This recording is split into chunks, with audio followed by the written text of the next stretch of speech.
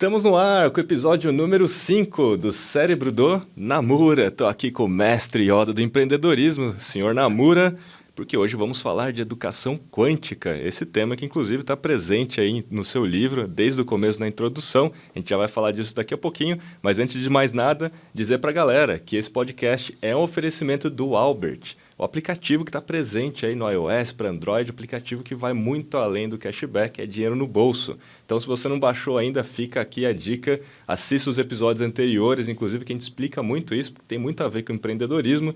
O senhor Namura pensou aqui na mecânica, né, do Albert, que é uma mecânica de marketplace, que une quem quer comprar com quem quer vender e tem ganhos mútuos, mas vai muito além. Por quê? Porque se você indicar para um amigo comprar através do Albert, você ganha 10% de comissão em cima de tudo que é aquilo que seu amigo, seu familiar, quem você quiser, quem você indicar, comprar.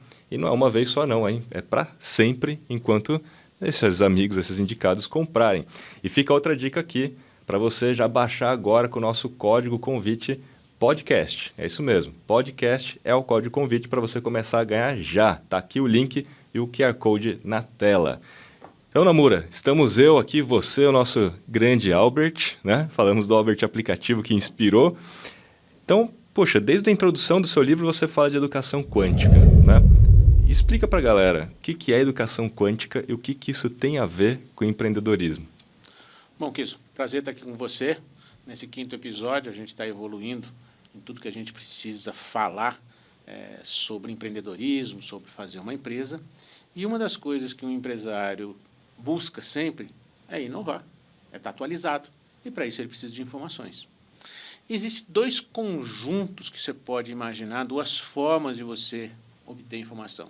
Uma é a forma tradicional acadêmica. Então, você vai para a escola, você quer ser médico, advogado, engenheiro, você vai ficar lá 3, 4, 5, 6 anos obtendo aquelas informações. É válido? Totalmente válido. Mas para o empresário no dia a dia, ele tem tantos assuntos com os quais ele se defronta, que das duas umas, ou ele tem uma equipe extremamente forte, montada, cada setor trazendo para ele as informações que ele precisa, ou então ele vai ter que se virar, principalmente quando é pequeno, com a tal do eu-keep, né? Ele não tem equipe, é ele. E aí, ele vai para a academia? Ele tem 3, 4, 5 anos para obter aquelas informações? Não, ele precisa de alguma coisa muito rápida. Aí que entra o conceito da educação quântica. Qual é a diferença entre a educação acadêmica e a educação quântica? Em essência, a acadêmica formula teorias para que depois, quando você saia, você vá aplicar na prática tudo aquilo que você aprendeu. Então, você fez engenharia civil, aprendeu uma série de coisas, você se torna engenheiro e vai aplicar na prática, ok? Você consolida as tuas informações recebidas durante a faculdade na prática.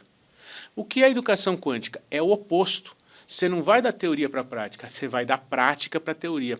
Você faz muitas coisas e, de repente, aquilo, na sua cabeça, você começa a perceber que aquilo começa a fazer sentido. Eu vou dar um exemplo muito simples disso. Quantas vezes você já não viu um engenheiro formado, novinho, conversando com um mestre de obras que tem 30 anos? Né? Os 2 se complementam. O engenheiro talvez saiba fazer cálculos melhores, mas a aplicação da engenharia, ele pega muita dica com o mestre de obras.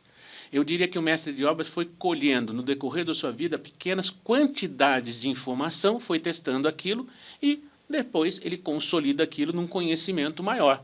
O engenheiro teve um conhecimento muito grande e comprova aquilo no dia a dia. Então, por que a gente chama de educação quântica? Porque você pega pedaços, quântums de informação. De onde vem essa palavra quanta? A gente puxou essa palavra da física. A energia é transmitida por quântums, ou quanta. Quanta é sinônimo, o sinônimo de quanta seria pacote. Então, a energia é transmitida por pacotes. A mesma coisa, então, a gente explora esse conceito, faz uma analogia, que a gente pega informações por pacotes. Quantos de informação?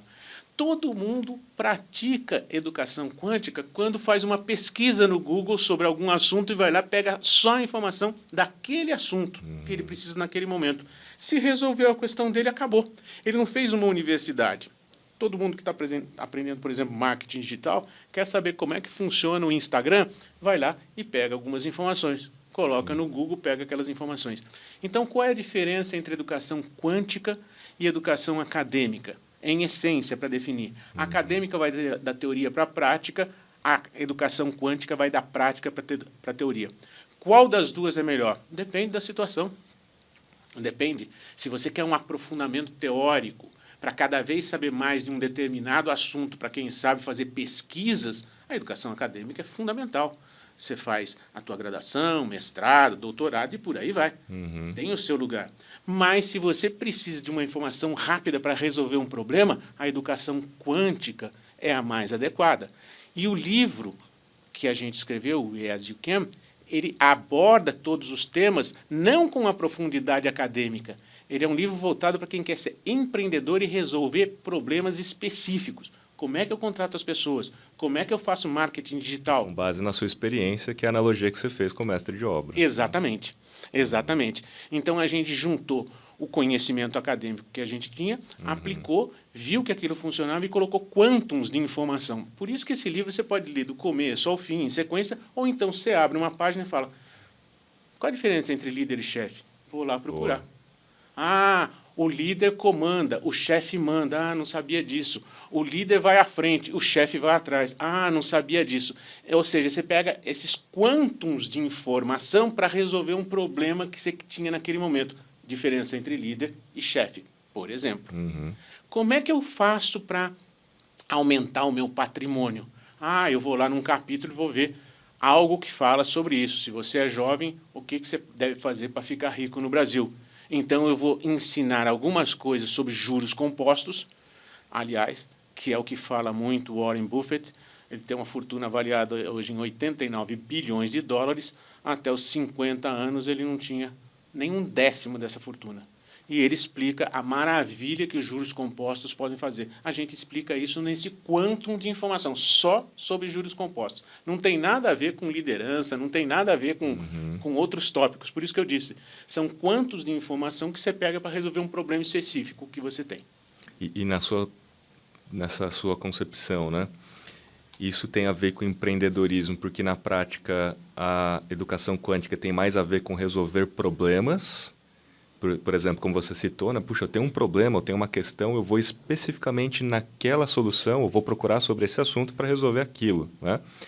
E a educação acadêmica teria mais a ver com resolver algo mais complexo ou para inovação? Dá para fazer esse tipo de paralelo ou não? Dá.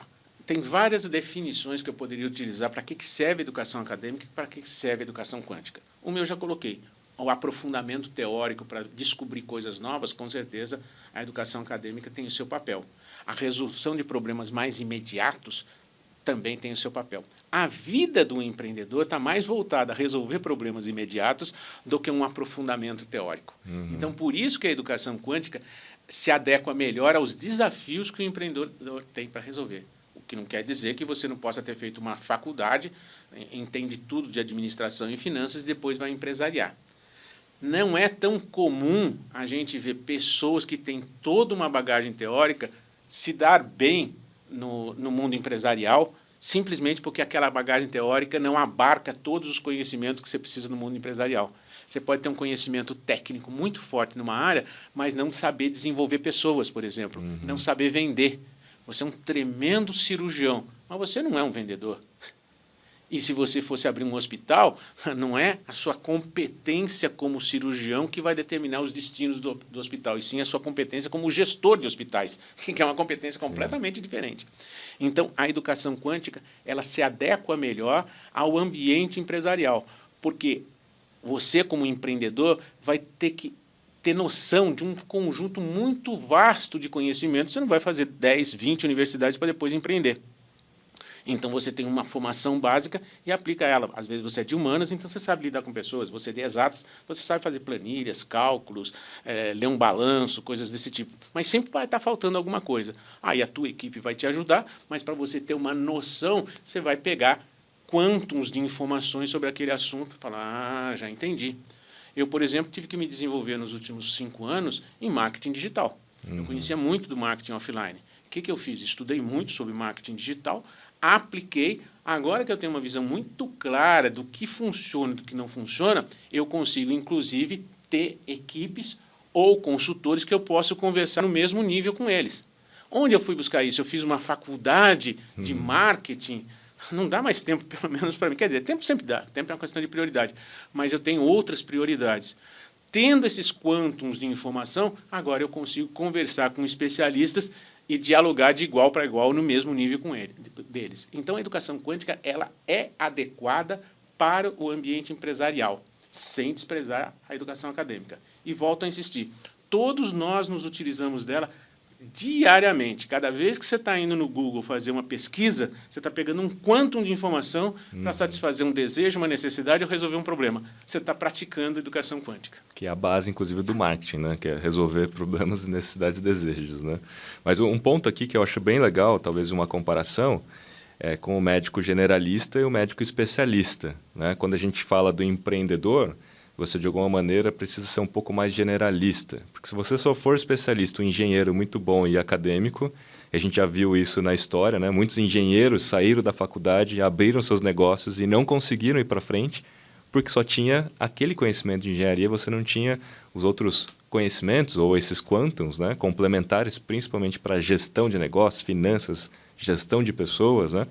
E aí a gente pode adquirir os quantums através do Google, através de alguns microcursos, cursos, né, livres, ou trazendo pessoas para a equipe que, de alguma maneira, são especialistas nessas outras áreas, né? Então, na sua opinião, dá para a gente formar um negócio, mesmo sendo acadêmico, trazendo outras pessoas complementares? Então, tipo, o gestor? É fundamental. Eu sempre faço uma analogia, há muitos anos eu faço essa analogia. Um gênio como o Santos Dumont concebeu o 14 bis. Tinha lá uma equipe, mas vamos dizer, basicamente foi ele que concebeu o 14 bis, criou e fez o 14 bis decolar, voar. 1906, ao redor da Torre Eiffel. Ok. O mesmo gênio Santos Dumont não conceberia, ou não criaria, ou não construiria, obviamente, um Boeing 737. Porque é um trabalho de equipe. Então, tem trabalhos que têm que ser feitos, podem ser feitos por uma pessoa. O Einstein criou a teoria da relatividade basicamente sozinho. Teve a contribuição da Mileva, que foi a primeira esposa dele, nos cálculos matemáticos, mas foi ele que concebeu basicamente sozinho. Não concebe uma bomba atômica sozinho. Então, o que acontece? À medida que os teus negócios crescem, você precisa de mais informações. Volto a dizer, você pode coletar essas informações para ter noção sobre o que você está falando com quem você está falando, mas você vai precisar de especialistas do seu lado. Então, o que é melhor? O especialista, que é aquele que sabe muito de pouco, ou o generalista, que sabe pouco de muito? Então, acho que essa é uma das questões, né? Porque, na prática, você pode ter alguém acadêmico como parte da sua equipe para resolver problemas mais complexos. Perfeito. Né? E que precisa saber muito sobre aquele assunto. Então, você precisa dos dois. Né? Idealmente, eu vou cunhar um terceiro termo aqui, não é nem o especialista que sabe muito de pouco, nem o generalista que sabe pouco de muito. É o polivalente. Olha aí. O que sabe muito de muito. Se você se torna esse profissional polivalente, você vale ouro no mercado. Então, vou dar um exemplo. Existem advogados que conhecem leis trabalhistas. Existem advogados que conhecem, sei lá, outra área do direito, área civil, administrativa, trabalhista. Aqueles que conhecem 2 ou 3 áreas são mais valorizados. Existem advogados que trabalham com o direito brasileiro. Existem advogados nos Estados Unidos que trabalham com o direito americano. E advogados que conhecem o direito americano e o direito brasileiro para fazer transações internacionais. Todas as pessoas de interface que conhecem muito de uma coisa e de outra são pessoas raríssimas no mercado. Existem médicos excelentes, existem engenheiros excelentes. Que engenheiros conhecem medicina a ponto de projetar esses equipamentos que nós temos, por exemplo, no UTI? Que médicos conhecem engenharia para saber pedir o que eles querem pedir para o engenheiro? Estas pessoas são raras. Elas se aproximam da bivalência ou, eventualmente, se conhecerem mais coisas, da polivalência. Então, você, como empreendedor, você vai se tornar um generalista. Primeiro, normalmente, você é um especialista em alguma área. Você é um cara que sabe vender muito bem, você é um técnico de informática. Você está especializado. Aí você resolve empreender. E aí você começa a descobrir que você não sabe de marketing, você não sabe de venda, você não sabe de administração, de finanças, de gestão de pessoas, e você começa a coletar aqueles conhecimentos. Daqui a pouco você vai começando a ficar generalista. Você começa a conhecer várias coisas, mas não em profundidade. Na medida que você se aprofunda nesses conhecimentos, você vai se tornando polivalente. Então, em geral, você vai passar a tua carreira como empreendedor, se você for uma pessoa que goste de estudar e goste de conhecer, você começa como especialista, você vai virando um generalista, e se você se aprofunda nos diversos campos, você se torna um polivalente. Você vale ouro no mercado. Você entende que a inovação, a gente já falou sobre inovação aqui em um episódio, né? Já fica a dica aí, gente, tem um episódio só de inovação, que a gente comentou, né? Sobre bagagem, repertório, e quando você colide certos, vamos dizer, as sinapses, né? Quando você colide certo repertório, por exemplo, eu sou um engenheiro, me aprofundei nisso e também me aprofundei em TI, eu consigo criar coisas diferentes. Sou um engenheiro e me aprofundei em medicina, consigo criar coisas diferentes, que ninguém pensou, porque ou só tem o médico ou só tem o engenheiro. Quando você tem o conhecimento profundo nos dois, você consegue enxergar coisas que ninguém enxergou. É por aí a inovação? A inovação é sempre... o Walter Hoff fala uma frase que eu gosto muito, que as ideias fazem sexo na sua cabeça. O que é uma ideia fazer sexo? Uma ideia de uma área, com um conhecimento de uma área, com um conhecimento de outra área, de repente as duas coisas se juntam e dão uma terceira ideia, às vezes inovadora. Elas fizeram sexo e criaram um filhote. Então, sem repertório, você não vai criar absolutamente nada. Inclusive, as pessoas que falam que não são criativas, não. Elas não sabem como criar. Então, vou dar uma dica para você, como é que você cria. As agências de publicidade usam muito isso. Primeiro, você tem que adquirir informação sobre o assunto. Sei lá, você tem que fazer um slogan para a tua empresa que é, sei lá, você acabou de comprar uma empresa de floricultura, você não entende nada. Você não vai criar nada sobre floricultura. Então, agora você quer falar sobre as orquídeas, né? Você vai estudar sobre orquídeas, estudar. Colocar esse repertório na sua cabeça. Depois você quer criar alguma coisa, você tem que trabalhar duro para criar aquilo. É um slogan, é uma imagem, seja o que for. Você debruça. É a hora que a gente diz que a gente está comprimindo o cérebro para tirar o máximo do seu cérebro. Se você conseguir criar com esse trabalho, ótimo. Se você não conseguir criar, descansa. Vai embora fazer outra coisa. Vai tomar banho, vai jogar futebol, vai num cinema, porque você desliga a parte consciente do seu cérebro, mas o teu cérebro está incomodado porque ele não achou a solução que você estava buscando. E aí você está ligando o subconsciente. É divino, isso é maravilhoso. Você vai esquecer daquilo, que você está indo no cinema, de repente, bum, pula uma ideia. É o teu subconsciente fazendo sexo entre as informações que estão lá armazenadas, porque você as colocou. De repente, ele acha duas coisas que têm lógica, ele joga do nível subconsciente para o nível consciente. Você já viveu isso. Você vai dormir com um problema e, de repente, no meio da noite, acordou com a solução, pegou uma folha e até anotou, ou sonhou com a solução. Isso é um processo mental normal. Então, como é que você se torna criativo? Com 3 passos.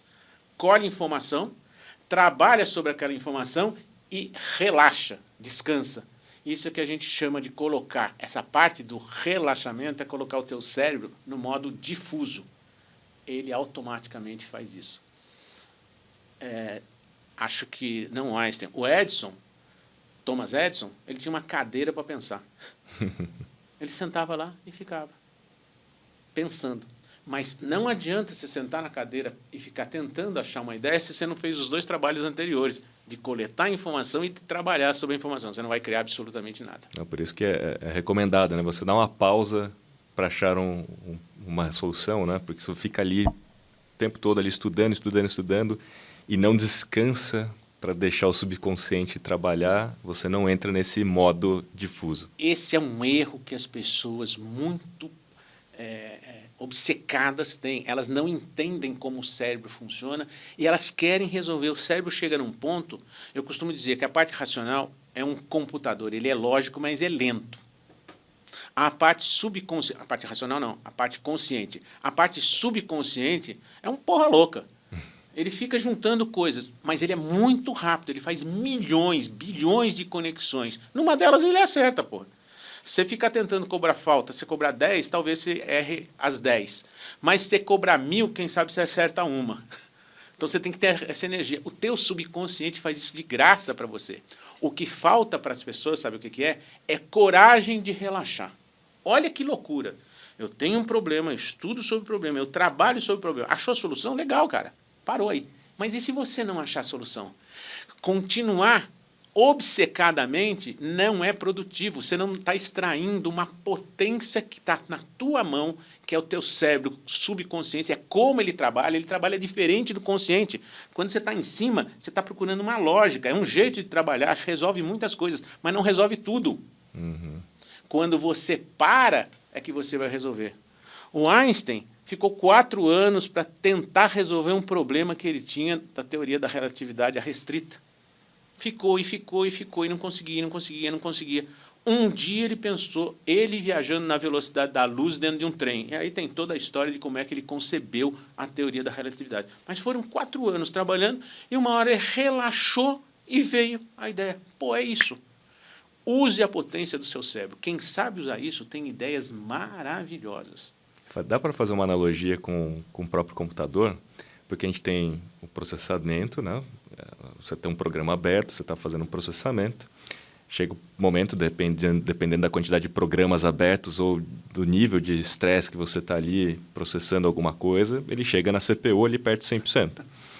E a gente tem a memória, né, RAM, né, e tem a memória, de fato, que é a memória de longo prazo, que é o SSD, alguma coisa nesse sentido.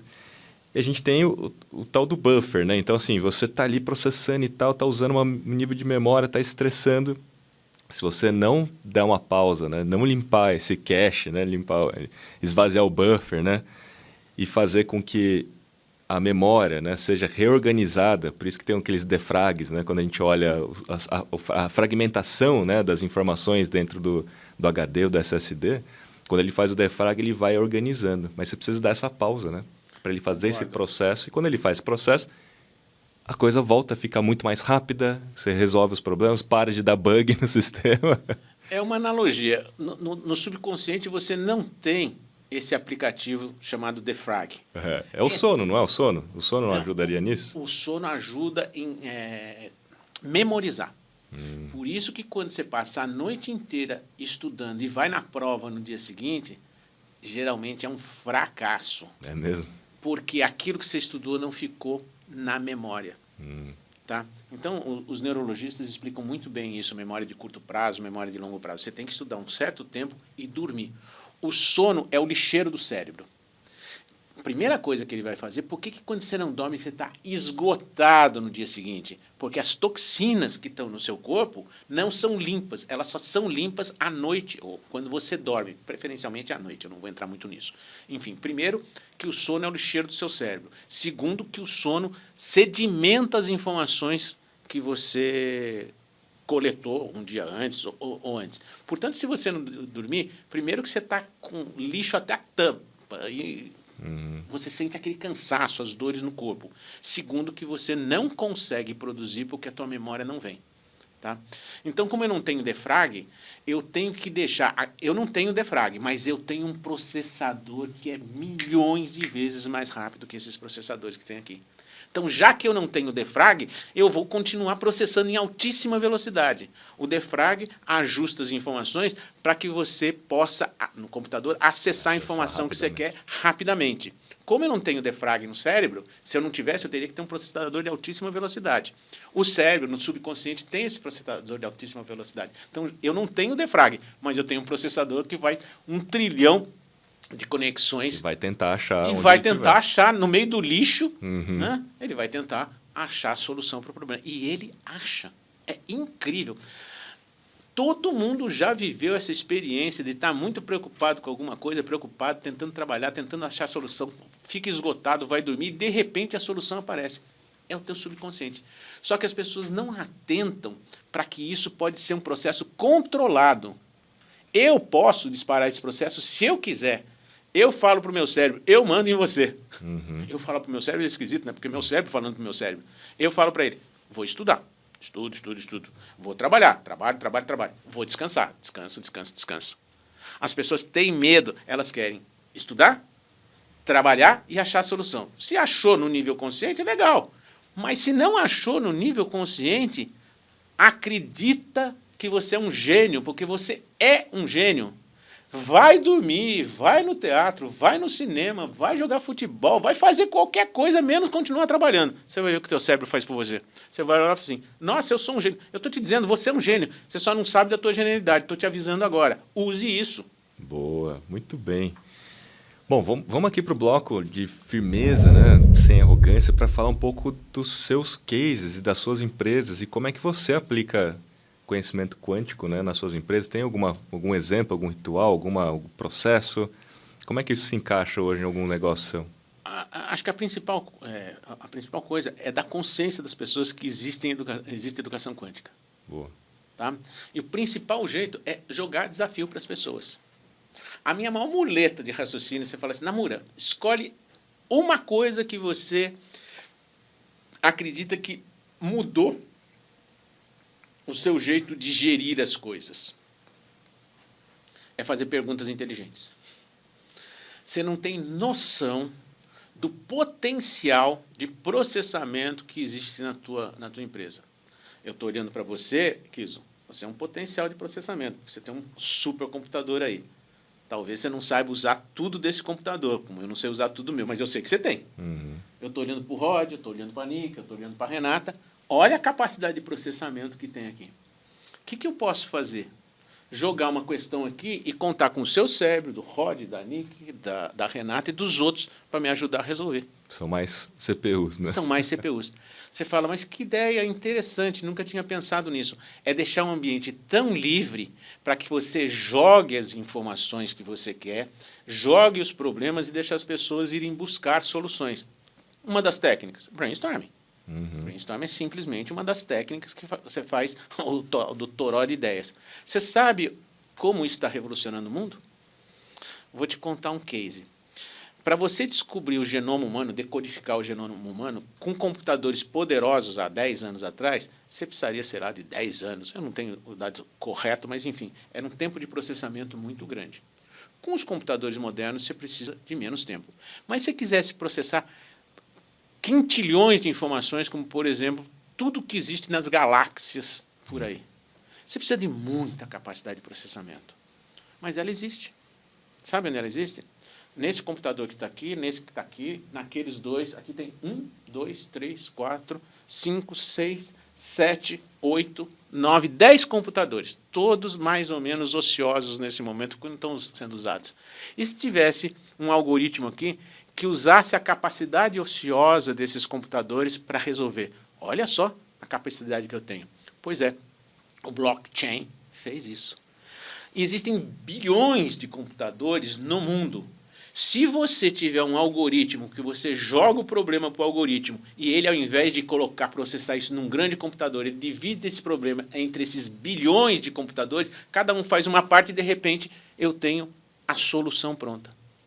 Então, a grande sacada do blockchain é: eu não preciso mais de poder computacional, eu preciso organizar o poder computacional que já existe, que é muito grande já. Bela sacada. Bela sacada. Uhum. Então, eu vou fazer um algoritmo. O Bitcoin é nada mais, nada menos do que a expressão, no aspecto financeiro, da utilização dessa ideia, desse algoritmo. Sim. Feito pelo Satoshi Nakamoto. Que ninguém sabe quem é de verdade. Não sei se é uma entidade, se é um grupo, enfim. É. Olha a sacada. Então, eu posso fazer isso. Tem o meu cérebro, tem o teu, tem mais de 300, 400 pessoas aqui. Uhum. Como é que eu faço educação quântica? Eu jogo uma questão e deixo eles irem buscar os quantos de informação. Um fala uma coisa, outro fala outra, outro fala outra, e, de repente, brota uma solução. Porque as ideias fazem sexo na minha cabeça, mas a ideia não precisa ser minha. Pode ser do Rod, que dá uma ideia, eu linko numa outra e tem uma informação que eu tenho, tem uma outra ideia, expressa essa ideia, você pega e linka com o teu conhecimento e sai outra ideia, até que sai uma solução. Uhum. Então, a grande sacada é usar o cérebro das pessoas, organizar. Assim como o algoritmo do Bitcoin, do Satoshi, organizou o poder de processamento que estava disponível, eu tenho que organizar o poder de processamento que está disponível, que é a cabeça das pessoas. Por isso que a gestão é muito mais uma gestão humana do que tecnológica. é que ambiente que eu crio para as pessoas não virem das 8 às 5 da tarde ou às 6 da tarde, estarem de corpo presente, mas estarem de alma ausente. Na hora que eu entendo que o ser humano é o centro do processo, companheiro, você tem uma riqueza na tua mão fantástica. E tem que estar todo mundo muito bem alinhado, né, nesse nível de consciência para resolver o problema.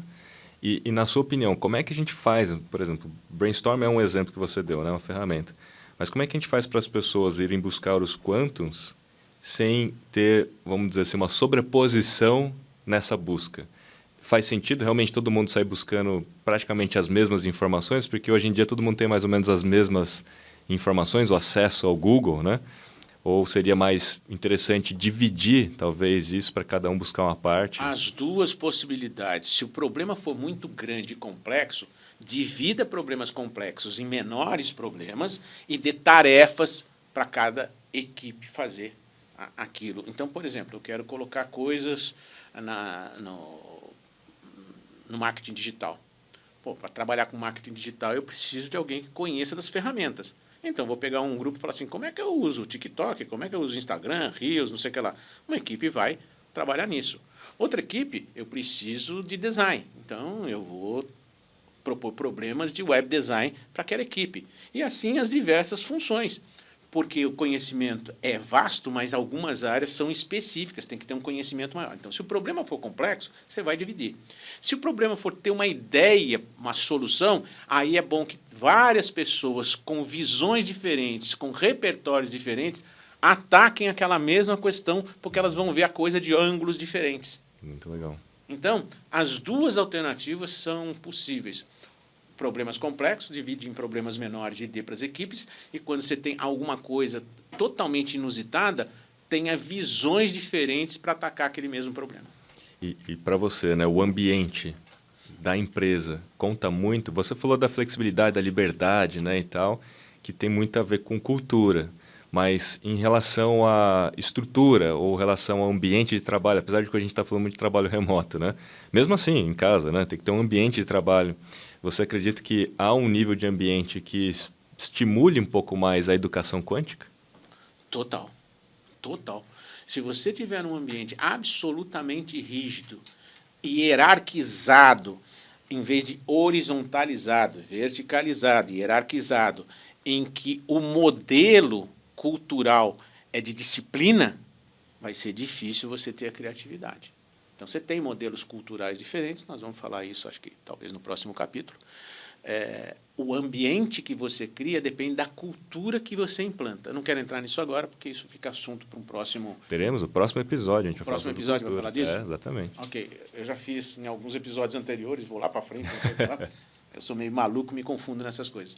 Mas, respondendo objetivamente, a cultura implantada na empresa e o ambiente, que são coisas diferentes, vão influir totalmente no modus operandi das pessoas. Uhum. Cultura muito rígida, um ambiente muito severo, é difícil você ter criatividade. As pessoas têm até medo de dar ideia, né? Medo de falar. Não, aí você vai ter que trabalhar a cultura e o ambiente para conseguir obter os resultados que você espera. Senão as pessoas vão simplesmente se calar. Aquilo que eu falei, elas vão estar lá de corpo presente, das 8 às 6.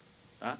Mas elas não entregam a alma delas, a vontade delas. Então, você vai ter que casar os objetivos da empresa com os objetivos da pessoa. Aí faz parte de cultura, a gente fala outra hora.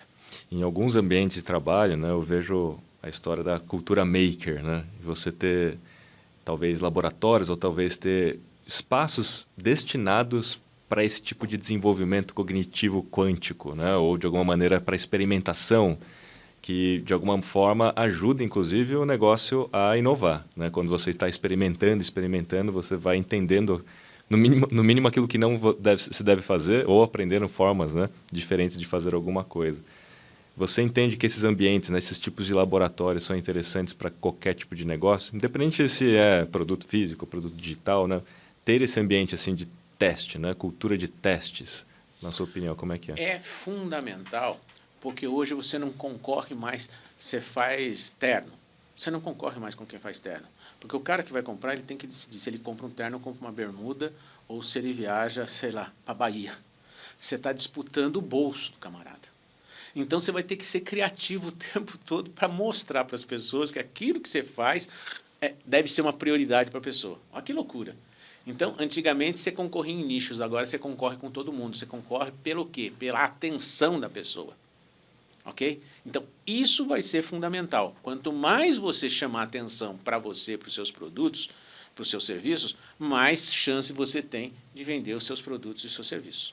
Então, esse aspecto não pode ser desprezado quando a gente pensa em empresa como um todo. Não, muito bom. Vamos para o bloco franqueza sem descrição, que é quando você fala, né, de forma franca aqui, que eu vou te fazer algumas perguntas agora, quero ver, hein? Eu espero estar sendo franco até agora. Você já tá sendo franco, mas assim, agora são perguntas um pouquinho mais quentes aqui, né? Na sua opinião, baseado nessa ideia, né, da educação quântica e naquilo que recentemente a gente tem visto em as Big Techs, né, executando, como, por exemplo, contratar pessoas com base na educação quântica e não com base na educação acadêmica. Então, assim, não precisa ter mais graduação para você ter uma premissa aqui para se candidatar, por exemplo, no Google, né? Na sua opinião, a gente não vai ter mais faculdades daqui a um tempo? Não. Vai ter, vai continuar tendo. Eu vou dar um passo atrás para melhorar um pouquinho o que você me perguntou, que me fugiu antes. Os espaços de criatividade, os espaços de normalidade. A gente tem que entender que espaços de normalidade são aqueles onde muitas coisas já estão consolidadas e fazendo sempre daquele jeito, funciona. O que você faz nesse espaço? Você vai melhorando o jeito de fazer, vai melhorando a eficiência. Tem que ter na empresa. O arroz com feijão, o dia a dia, aquilo que está garantindo seu caixa hoje. E o espaço de criatividade, ele é conturbado. Porque criatividade, a natureza dela é não saber para que lado vai ainda. Uhum. Eu estou criando. Então, eu não sei se vou para lá ou se vou para cá. Eu testo lá, não deu certo. Testo aqui, não deu certo. Testo aqui, deu certo. Aqui eu vou. Mas enquanto eu estou nesse trabalho de busca, é uma conturbação. Juntar os dois ambientes só em momentos específicos, com técnicas específicas. Por exemplo, o brainstorming. Ou então, tem uma equipe que faz o dia a dia, o arroz com feijão, uma equipe que está criando. O Google tem o dia a dia dela para melhorar. O Google Maps, por exemplo, cada hora aparece uma funcionalidade. Está criando, mas está melhorando aquilo que já existe. E tem o LabX, que está criando coisas que daqui a pouco vão aparecer produtos dele. Aí você fala, nossa, nunca pensei. Esse povo aqui não está preocupado em gerar caixa hoje. Ele está preocupado em aproveitar uma nova oportunidade de gerar um negócio amanhã. Ele está pensando mais no amanhã, na inovação e no futuro. Esse povo está pensando mais no dia de hoje. Então, juntar as duas, ou você faz isso com técnicas, ou então é melhor tê-las separado. Então, essa é a resposta para a questão anterior que eu deixei um pouquinho no ar.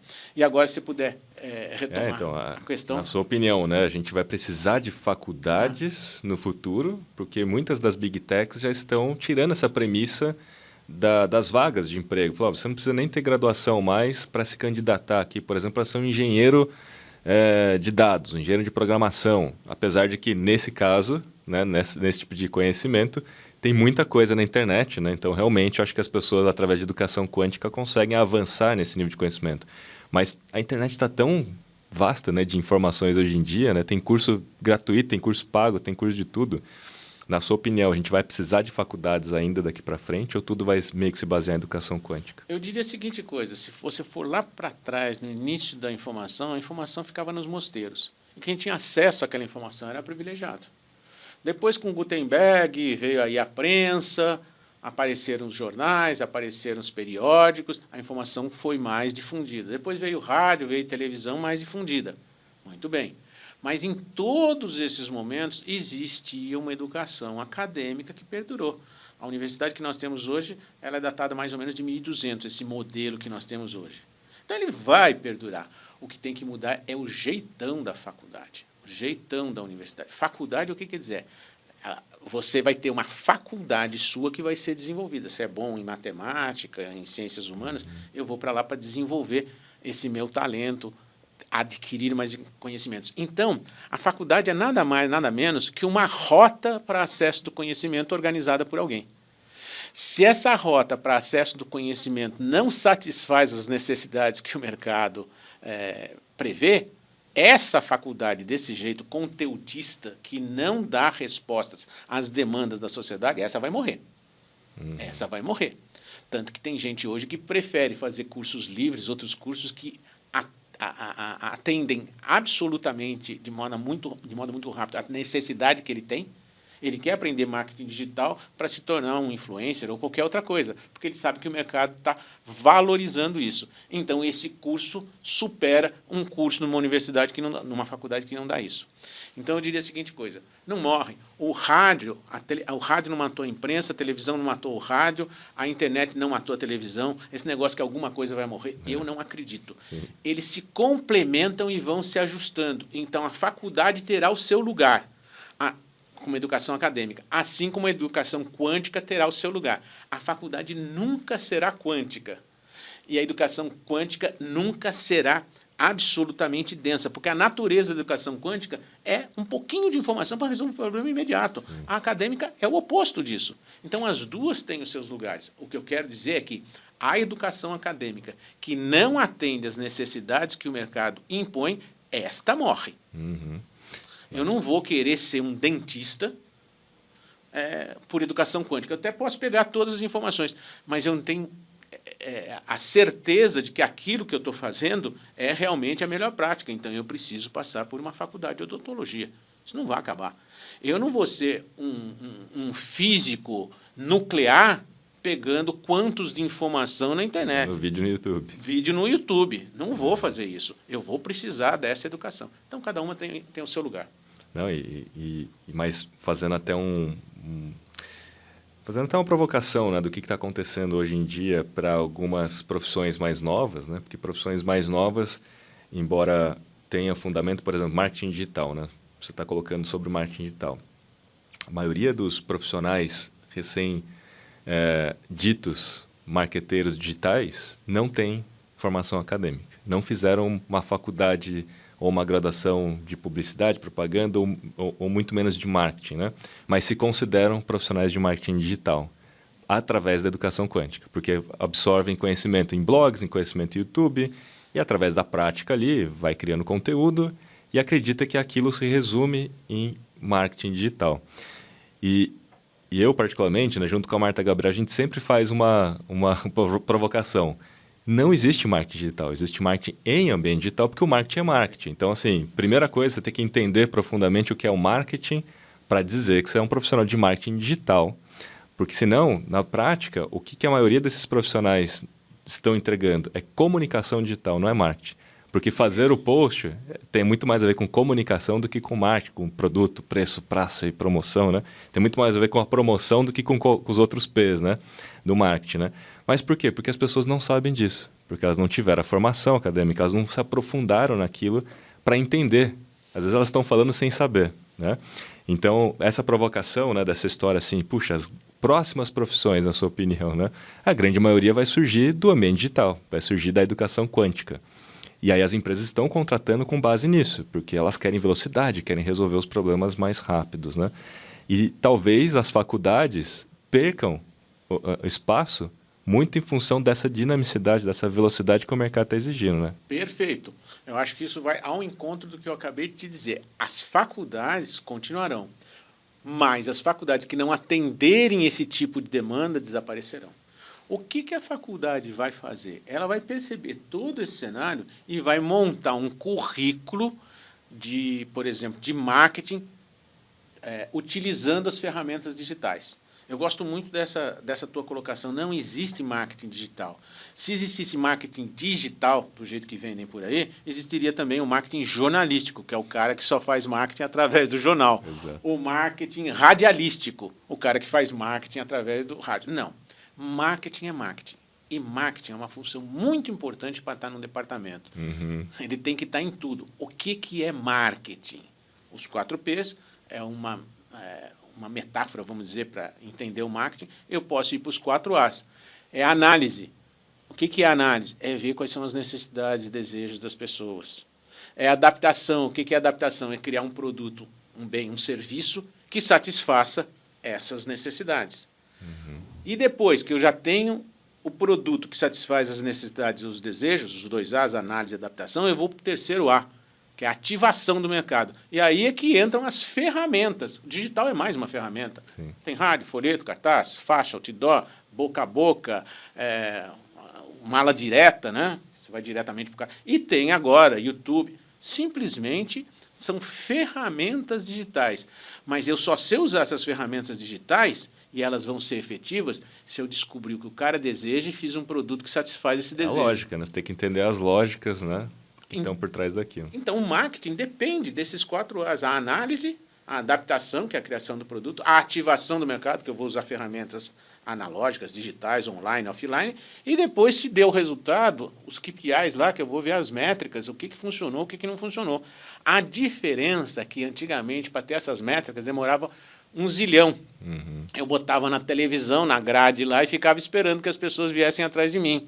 Isso demorava. Aqui não. Eu coloco um anúncio no Google Ads, publico ele, Tempo 15 real. minutos depois, que 15 minutos, né? Depois que você já está acostumado ali, eu começo a ver se aquilo está bombando. Então, eu tenho a métrica imediata, eu posso atualizar o meu público-alvo, atualizar o meu produto, mexer na minha propaganda. Eu faço isso de jeito muito rápido. Então, como você falou, não existe marketing digital, existe marketing no digital, que utiliza ferramentas digitais. Que é muito mais dinâmico, né? O ambiente digital é mais dinâmico e exige, obviamente, que você tenha a educação quântica como uma base forte, porque senão você não acompanha essa dinamicidade, né? Boa. Repara, toda vez eu vou conversar com a minha equipe, às vezes, pô, esse botão aqui do Instagram, não sei o que lá, tá fazendo... Não, você não muda, já mudou. Mas, pô, toda semana os caras mudam o algoritmo. Nesse caso, toda semana. Então, como que uma faculdade iria desenvolver um currículo? Ela tem que desenvolver a capacidade do cara pensar e descobrir as coisas. Os fundamentos, Os né? fundamentos, isso que nós falamos dos 4 A's, dos 4 P's, esses fundamentos são fundamentais. Aí eu estou assentado. Se amanhã não for Google Ads, for Trozoba Ads, eu vou ver como é que funciona o algoritmo do Trozoba Ads e vou usar. A Globo aí está falando do SIM, que é o sistema de não sei o que lá, rápido. É um Google Ads, pelo que eu percebi, que você vai lá e faz seus anúncios, né? Porque essa ferramenta não existia, agora existe. Antigamente eu ia para uma agência de publicidade, agora eu posso fazer isso quase que automaticamente. Antigamente eu comprava minhas passagens numa agência de viagens. Hoje eu pego o Booking e compro. Ou seja, mudou a ferramenta. Mas o fundamento é, eu quero sair daqui e ir para um outro lugar, viajar. Alguém tem que me fazer isso. Ou é uma pessoa, ou é uma empresa, ou é um algoritmo. Não, e é isso que falta hoje, assim, né? Que eu acho que, pensando aqui com você, né? Porque cada vez mais a gente tem pessoas mais rasas no mercado, que não têm os fundamentos e não entende a lógica e passa a somente executar aquilo que alguém falou, que são hacks ou que são fórmulas prontas, mas não entende a lógica por trás, porque foi lá e viu um vídeo no YouTube ou assistiu alguma coisa e falou, é assim que faz. Educação quântica não está errado, porém, a provocação que é, você não pode parar ali, né? Você precisa se aprofundar em algum momento para que você se prepare para as mudanças no futuro. Porque ao entender a lógica, você fica muito mais preparado para as mudanças, não é? Perfeito. E aí a gente tem que pensar numa coisa. Educação quântica não significa educação rasa, significa educação rápida. Rápida, boa. Então, educação quântica é pegar uma informação rápido para resolver um problema concreto que você tem. Mas não precisa ser raso, você pode se aprofundar naquilo.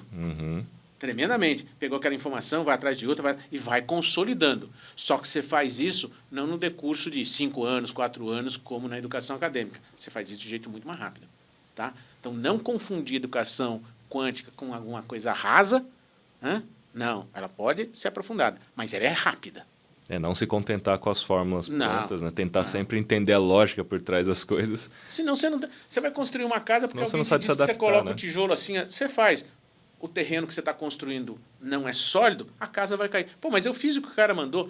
Mas o cara mandou dentro de uma condição de terreno, que era assim, a condição do seu terreno é diferente. Como você não sabia o fundamento disso aí, você faz besteira. Sim. É igual a história de você fazer dancinha no TikTok. Fala assim, não, para entrar no TikTok tem que fazer dancinha, porque todo mundo faz dancinha. Você não entendeu a lógica por trás da história. A lógica por trás do TikTok, então vamos dar aqui. Para quem gosta desses hackzinhos, o algoritmo do TikTok, eu estava conversando com o Kiz, é totalmente diferente do algoritmo do Instagram. O TikTok privilegia a retenção das pessoas. Então, se você fizer um videozinho que fique no TikTok, 70%, 40% das pessoas assistam a pelo menos 70% do seu vídeo, ele vai espalhar para todo mundo. Então, você faz um videozinho de 10 segundos. Ele coloca para 1.000 pessoas. Se 400 pessoas, 40%, assistirem 7 segundos, o TikTok vai falar, pô, esse vídeo é legal. Ele bota para 5.000, depois para 10.000, e aí ele vai crescer. Porque a lógica do TikTok é retenção. A lógica do Instagram é totalmente diferente. O algoritmo do Instagram privilegia seguidores. Então, quando você coloca alguma coisa no teu story, vai para os teus seguidores, não vai para fora, normalmente. Então, se você entende o fundamento do algoritmo, você sabe como você usa o TikTok de um jeito totalmente diferente de como você usa o Instagram. E não importa se ele lançou um formato mais longo ou um formato mais curto, né? Não. A lógica continua valendo. A lógica é o fundamento do algoritmo. Exatamente. E Namura, você fala no seu livro sobre o buraco de minhoca, que é como é que a gente consegue aproximar, né, o quântico do acadêmico de uma forma mais rápida, né? Explica um pouco para a gente como é que funciona isso. Eu vou tentar explicar. Imagine que você esteja num ponto aqui na Terra e você queira ir para o Japão. Normalmente, se o Japão está do outro lado, você vai fazer uma volta pelo oeste ou uma volta pelo leste. Okay? Mas e se tivesse um furo, aí Vamos abrir um buraco. Vamos abrir um buraco, cavar e chegar no Japão. Não seria muito mais rápido? Sim. Seria muito mais rápido. A ideia do buraco de minhoca é a ideia que existem locais tão distantes no universo que você, entrando num foguete, andaria milhões de anos-luz para chegar neste local. Mas nisso você está imaginando um universo em expansão aberto. Mas e se o universo for assim, como eu estou fazendo com a minha mão? Sim. Você quer sair deste ponto aqui e chegar neste ponto. Você vai ter que andar, tudo isso daqui e aqui são bilhões de anos-luz. Mas e se existir um jeito de você sair daqui, fizer um buraco e vir para cá? Então, aquele universo que está tão distante, se eu encontrar um atalho, que os físicos chamam de buraco de minhoca, como se uma minhoca tivesse... Já bati. É sempre assim, gente, desculpe. Que os físicos chamam de buraco de minhoca, porque você sai daqui e vem para cá sem percorrer todo esse caminho. Essa é a analogia. O que seria o buraco de minhoca? Você adquire tanta informação, quantos, que tua cabeça vai se aprofundando. Lembra que eu falei que informação quântica não é rala, ela é rápida, não é raso, é rápido. Você vai adquirindo tanto conhecimento, que você basicamente se forma naquele conhecimento, você vira um expert, quase que um acadêmico. Então, você passa do prático para o teórico, acumulando muita prática. Tem grandes mestres de obras aí, que é um exemplo que eu posso dar análogo ao que eu estou querendo falar, que sabem tanto, ou às vezes mais que o engenheiro, sem ter feito a engenharia. Ele não sabe o nome da teoria, mas ele sabe fazer aquilo muito bem. Ao mesmo tempo, tem gente que é da engenharia, por exemplo, de qualquer ramo do conhecimento humano, que pratica tanto que ele se torna um especialista com a mão na massa, a prática. Então, ele navegaria da teoria do conhecimento acadêmico para o conhecimento quântico de tanto praticar. E o outro do quântico para o acadêmico de tanto assimilar conhecimento com a sua prática. Então, seria essa a analogia do buraco de minhoca. O prático, ele não fez a faculdade, mas chegou num nível de aprofundamento que é como se tivesse feito. E o teórico, ele não começou praticando, ele começou adquirindo informações, mas praticou tanto que é como se ele tivesse passado a vida inteira dele testando os conhecimentos dele e consolidando os conhecimentos. O buraco de minhoca seria a analogia para passar de um mundo para o outro. Muito bom. Legal, vamos fazer um break aqui para falar do livro Yes You Can, esse livro aqui maravilhoso que inspira o nosso podcast aqui, o Cérebro Namura, podcast do empreendedor. Cada episódio do podcast é um capítulo aqui do livro.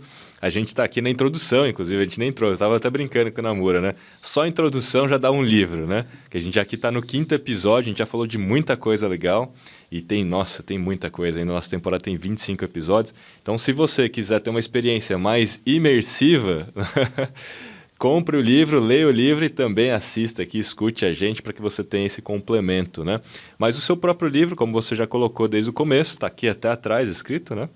Conhecimento Quântico, foi baseado nisso, você já explicou. Então não é um livro acadêmico, mas é um livro que sugere para que as pessoas, ao ler aqui, né, um capítulo para resolver um problema, você se aprofunde nisso se você achar que deva e que seja interessante, né? Então fica aqui a dica, a gente vai colocar aqui para você um link também, um QR Code na tela, para que você possa comprar esse livro com desconto, né? Exclusivamente para quem está aqui nos escutando e nos vendo. Faça um post aí nos seus stories, no seu LinkedIn, em qualquer lugar, ou no TikTok, né? Marcando o @Luiz Namura, né? Para que você possa... A gente já tem um @ do podcast ou só do Luiz Namura? Vou perguntar aqui para o nosso... Só do Luiz Namura, né? Então, marque o Luiz Namura no Instagram e tal, com algum insight daquilo que ele falou, para que você também possa receber no seu inbox, para facilitar aí. Muito bem, vamos para o Pinga Fogo. Pinga Fogo é sempre o último bloco aqui, um bloco onde a gente faz algumas perguntas mais rápidas, mas hoje eu fiz umas perguntinhas aqui que talvez as respostas não sejam tão rápidas, eu quero ver. Vamos lá, Namura. Primeira coisa que a gente até falou aqui como é que funciona o cérebro, né, e tal, em relação à memória, defrag, a gente fez algumas analogias aqui. Na sua opinião, com o avanço da inteligência artificial, dos recursos computacionais, né? Você comentou do Google e tudo, tudo isso que a gente tem acesso, você acha que, em parte, né, a própria internet, essa inteligência artificial vai substituir a nossa memória, o nosso poder de processamento? A gente vai transferir isso para uma máquina em algum momento? Perguntinha marota. Eu diria a seguinte coisa, no atual estágio de conhecimento tem muitas coisas que o processamento feito pelas máquinas já está substituindo o nosso processamento. Eu vou dar um exemplo clássico. Você pega o Watson da IBM, ele acerta 98% dos diagnósticos, enquanto os médicos por aí parece que acertam 70, 70 e poucos por cento. Por quê? O que é um médico quando você vai a ele? Ele olha para você, você fala os sintomas que você está tendo, com o banco de dados que ele tem na cabeça dele, ele compara os sintomas com o conhecimento dele e tira uma conclusão. Você está tendo tal coisa. Se faltam informações, ele pede para fazer uma série de exames, ele vai ler aquilo, porque ele tem conhecimento acadêmico para ler aquilo, e vai falar, você tem isso. Para a maioria das coisas comuns, eles têm resposta, mas às vezes aparecem doenças totalmente incomuns. A Covid, por exemplo, ninguém tinha uma resposta adequada para aquilo. Tudo que a gente sabia não resolvia o problema da Covid há 2 anos, 3 anos atrás. O que um computador faz? Ele faz a mesma coisa. Você entra com a informação e ele vai atrás de respostas já consolidadas. Só que, em vez de estar na cabeça de um médico, está na cabeça de milhões de médicos que ele colocou isso no banco de dados dele. Então, a possibilidade de ele encontrar uma resposta correta não é do conhecimento que está na cabeça de um médico, mas é do conhecimento que está na cabeça de bilhões ou milhões, bilhões seria exagero, milhões de médicos. Por isso ele tem mais chance de acertar. E aí quem faz isso é um algoritmo que a gente chama de inteligência artificial, para ser bem simples. Então, nesses casos, eu vou dizer para você que a inteligência artificial está substituindo o processamento que nós temos no nosso cérebro. Mas o nosso cérebro também tem muita criatividade, principalmente no nível subconsciente, e eu diria, ele não vai ser completamente substituído. Quando existem funções de lógica nos processos que nós estamos executando, ele sim, cada vez mais será substituído. Mas então o que sobra? O médico antigamente cuidava da doença, mas quem vai cuidar da doença, dando os diagnósticos, será o computador. O médico vai cuidar do quê, então? Do doente. Então, todas as atividades que envolverem sentimentos, habilidades humanas, serão as que serão fortalecidas daqui para frente. Então, se você é psicólogo, você lida com o humano com mais facilidade, pode ter certeza que você tem um lugar no mercado de trabalho. Se você for um engenheiro, e que não é essa a tua prática, não estou dizendo que os engenheiros não pensam nas pessoas, não é isso, mas a prática normal é lidar com coisas mais técnicas, mais objetivas, comece a se preocupar com o ser humano, porque esse é o lugar. A beleza do futuro está nas máquinas. A beleza do comportamento humano está no ser humano.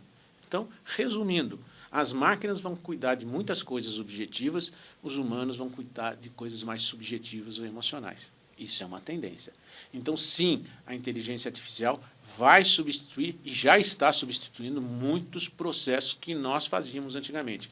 Mas, até o momento, eu não vejo máquina chorando, né, e se condoendo e sentindo compaixão por outro androide ou por um humano. Deixa isso para nós, para os cachorros, para os animais, que a gente é melhor nisso do que as máquinas. É uma reflexão sensacional, na minha opinião, porque é aquela história, né? Se você não quer ser substituído por um robô, não seja um robô. Exatamente. Né? Então, você colocou isso muito bem, né? O humano vai sobrar mais tempo para a gente. Em tese, a inteligência artificial e toda essa tecnologia não vem para substituir a gente em si, mas para nos dar mais tempo, né? Para que a gente possa ser mais produtivo usando a tecnologia, né? Eu diria que o futuro é das máquinas. A beleza do futuro é dos homens. Olha só, hein? Essa é uma frase boa, hein? Para a gente colocar no próximo livro. Se é que já não está no livro aqui. Não, essa não. Muito bom. Bom, ainda estamos no pinga-fogo, como eu falei, não são respostas simples, né? Na sua opinião, o que é melhor? Vamos agora no dia a dia do empreendedor ali. O cara, puxa, está começando agora o jogo, né? É melhor ele ter alguém que sabe muito, mas que tem pouca prática? Ou é melhor ele já contratar alguém que é mão na massa mesmo, mas não sabe muito? Mas é um cara proativo, é um cara que tem ali, eu aprendo rápido, me dá aqui o problema. Olha, eu diria, se eu tivesse que escolher entre alguém que sabe muito e aprende pouco e alguém que sabe pouco e aprende muito, eu escolho o segundo, alguém que sabe pouco e aprende muito. Por quê? Todo conhecimento que você dispõe, ele tende à obsolescência.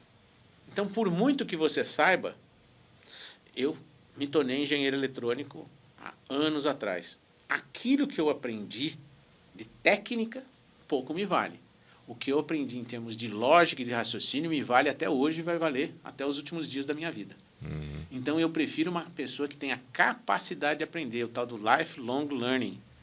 Isso é fundamental. Era fundamental há 50 anos atrás, hoje é imprescindível você ter capacidade de aprender. Por quê? Porque tem tanta inovação, tudo muda, que se você não consegue aprender, você fica restrito ao pequeno, e é pequeníssimo conhecimento, por mais que a gente tenha estudado, o que a gente sabe é nada. Então, aquilo desaparece a utilidade daquele conhecimento e você fica órfão. Então, a grande capacidade do ser humano que trouxe a gente até aqui, nos dias de hoje, é aprendizado e adaptação. Aprendizado e adaptação. Quem não consegue se adaptar aos tempos modernos, morre. E a gente vê isso no dia a dia. O Covid veio aqui, quem estava no mundo offline e não se adaptou lojas, e não se adaptou para um e-commerce, para o mundo online, morreu. E o cara podia ser um cara muito bom de vendas offline. Ninguém ia na loja dele, como é que ele pratica aquela habilidade que ele desenvolveu durante 30 anos e ele não sabe vender na internet? Vai morrer. Então, o fundamental é ter gente proativa, que tem curiosidade, que queira aprender, e que depois nós vamos falar em cultura, como que eu extraio isso das pessoas, isso é muito importante, não é para agora. Então, eu não vou procurar alguém com muito conhecimento, mas que se solidificou naquele conhecimento. Eu quero alguém, às vezes com menos conhecimento, mas que tenha capacidade de aprender, porque eu posso treinar. É isso que eu busco. Excelente. E, na sua opinião, o TikTok hoje é um formato de educação quântica? Não. O TikTok tem 3 funções. Sim e não. Primeiro, comunicação. Segundo, entretenimento. E terceiro, educação.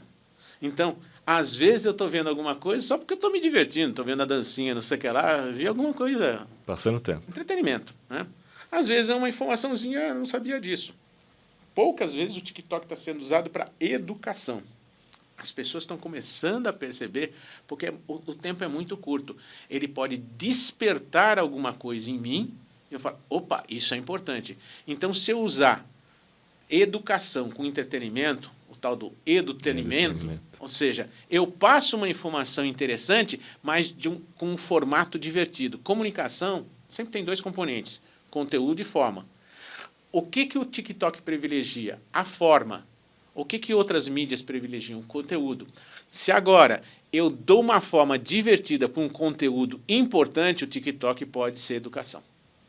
Ele não começou como uma ferramenta de educação, mas ele pode se transformar uma ferramenta que desperte a curiosidade e leve o cara para buscar aquela informação mais aprofundada num blog, seja o que for. Então, ele tem um pequeno componente, mas a natureza original dele não foi essa, foi entretenimento. Sim, não, e até hoje aqui no Brasil o posicionamento é de um aplicativo de entretenimento. Eles não se consideram, inclusive, como rede social, nada disso. E o análogo dele, que é o Douyin na China, já está indo para esse projeto mais educacional e tal. Até porque tem uma questão cultural também diferente. No Brasil, o entretenimento é muito forte, né? Vamos para aforismo aqui, um aforismo relacionado a esse episódio. Eu tenho aqui um, mas eu vou falar isso no final. Eu queria que você colocasse aqui um aforismo que você acredita que tem a ver com o nosso episódio. Gente, são tantos aforismos. Mas eu podia imaginar um que... Esse eu gosto. Quando o perfeito não é possível, o possível é perfeito. Boa. Porque quando você busca demais a perfeição, é como tentar chegar no horizonte no mar. Você nunca alcança. Não existe perfeição. Eu lembro de uma... Vou transformar isso num aforismo do Ayrton Senna. Drive to Perfection. Era o que ele tinha como slogan. É direcionado à perfeição, buscando se aperfeiçoar, mas nunca imaginando que você vai atingir a perfeição. Você acha que o Usain Bolt, que foi o cara que correu mais rápido do mundo, ele acha que ele foi perfeito? Não, ele estava sempre querendo melhorar a própria marca dele. Sim. Então, esse Drive to Perfection eu acho fantástico, porque determina o modo como o seu cérebro funciona e rege as tuas ações. Eu vou procurar sempre me aperfeiçoar, mas vou ficar contente com aquilo que eu consigo fazer, mesmo que não seja perfeito. Muito bom. Quando o perfeito não é possível, o possível é perfeito, desde que você tenha feito tudo que te compete. E a gente falou bastante aqui, né, sobre a prática, né, educação quântica para resolver os problemas de forma mais rápida, né, e que o acadêmico é mais profundo, de alguma maneira. Você, né, numa empresa, precisa ter as duas coisas, né, os especialistas, os generalistas. E tem aqui um aforismo que eu trouxe do Mike Tyson. Essa é boa, hein? Todo mundo tem um plano perfeito até tomar um soco na cara, né? Nossa. Não é? Todo mundo é o acadêmico, né? O planejamento, mas tem a prática, né? Olha, eu não imaginei que o Mike Tyson pudesse falar isso. E isso se aplica perfeitamente ao empreendedorismo. Você faz todo o teu planejamento e o soco na cara quem te dá é o mercado. E aí, companheiro, mesmo em knockdown, você tem que levantar, se recompor e a luta novamente. Boa. É isso aí. Chegamos ao final do nosso 5º episódio. E muito obrigado para você que esteve aqui com a gente, né, nos assistindo até esse momento. Antes de mais nada, fala do Albert, porque o Albert vai muito além do cashback, é dinheiro no bolso. Não se esqueça de baixar no iOS e para Android também. Está disponível aí em todas as plataformas. Está aqui o QR Code na tela, está aqui o link. E não deixe de usar também o nosso código aqui de convite chamado podcast, para que você já comece ganhar já. Muito bem. Namura, mais uma vez, uma honra sempre te escutar. Já que já valeu a educação quântica aqui, né? Já valeu demais aqui esse episódio de hoje. Foi muito bom. Espero que seja excelente também para quem está nos escutando. Palavras finais? Muito obrigado, Kiso, mais uma vez. A gente continua nessa pegada. Se você realmente quer ser um empreendedor de sucesso, eu acho que os conceitos que você vai assimilando aqui no podcast, em outros locais, fazem parte da tua formação como um empreendedor de sucesso. Você tem que ter garra, você tem que ter determinação, você tem que ser uma pessoa que faça o que os outros não fazem para chegar onde os outros nunca chegaram. E você consegue isso com conhecimento e com prática. Até a próxima. Fui! Valeu, gente. Até o próximo episódio. Até mais.